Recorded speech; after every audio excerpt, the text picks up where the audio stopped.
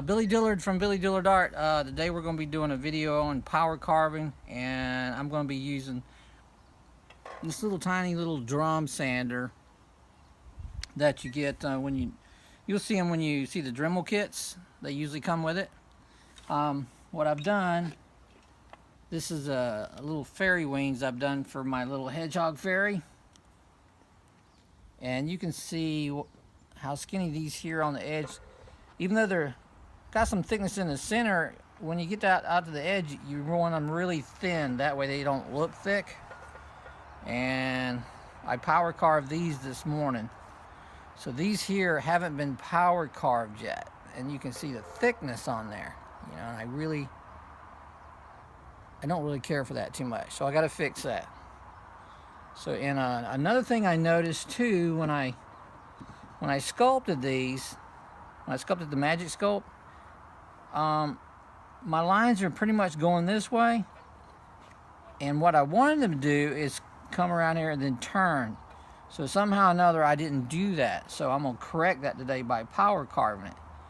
So when you're doing this, it'd be great if you got, if you're indoors, you're gonna need some kind of exhaust system to suck up this dust, because it's epoxy, and you really do not want to be inhaling epoxy. So if you got a exhaust system that'll pull it up, make sure you got that going.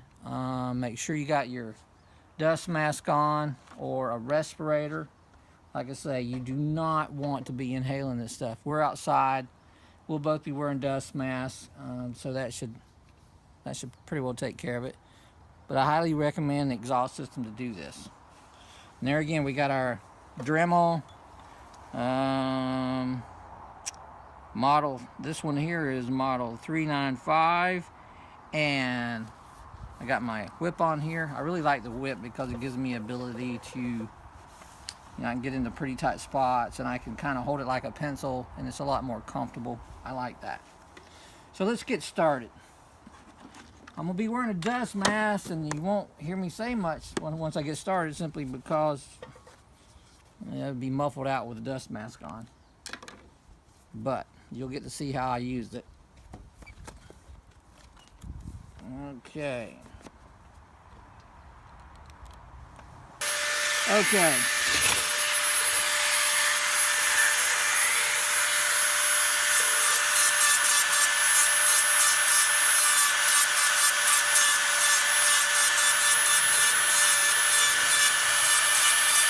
Yeah, you got, real good and close.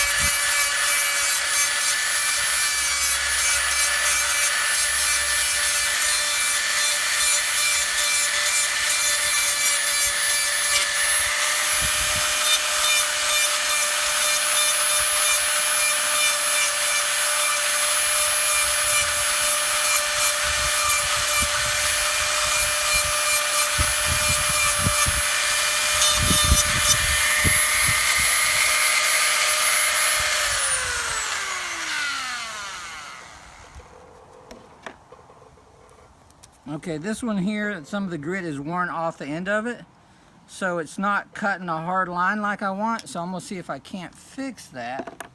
The best thing I think to do is just to replace the disc. Anyway, sometimes that happens. It's not a big deal. You just replace the disc and continue on.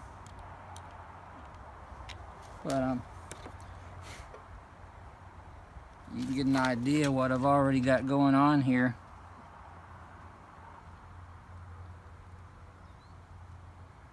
And we'll take a quick pause. I'll change this over, come back, and we'll see if the next disc I put on there works a little better. Alright, so I put a new Dremel drum disc on here, and the number on these here is 438. So they're a fine grit, pretty much. They come in different grits. This one here is 120 grit. So depending on what you're doing, if you got something pretty coarse, you might want to start off with 80 if you got to knock it down quite a bit. But this 120 should be just fine, just takes a little longer. So let's get started again and see if I like what's happening with it better.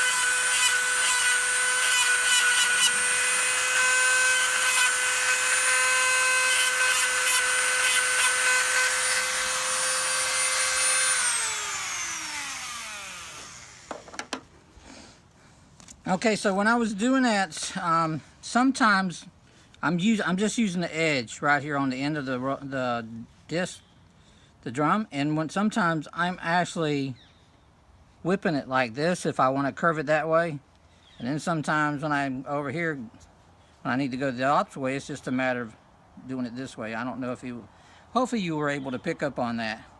But you just got to kind of keep that in mind if you're wanting to curve things, because I'll usually do an S pattern or a curve. I'm not much in for straight lines unless it's something that requires a straight line. But that's what I was doing. And just kind of watch what you're doing, and you can thin it down. So when you get done, it's just a matter of checking your edge. You can see right here there's still more. I got to go back in there and clean that up a little bit more, because I want that. I want it when you look down it, you don't see any thickness at all there. So it's pretty thick in here, as you can tell. You got to have that, otherwise you don't have any strength to your wings. They'd be too fragile, and you don't want to thin them out too quick, otherwise the end will just break off. So it's just a matter of taping them down till at the very end they're very thin, so it gives them an illusion that they're thinner than what they actually are. So anyway, I hope that helped you out. Check out the rest of my videos. I got videos on different projects I'm working on, and I'm constantly making more videos. Just depends on what I'm working on, whether I'm using epoxies or wood or cement or whatever. So check out my channel. Let me know what you think, and if I can help you out, I'd be more than happy to answer any of your questions. All right. Thanks a lot. Later.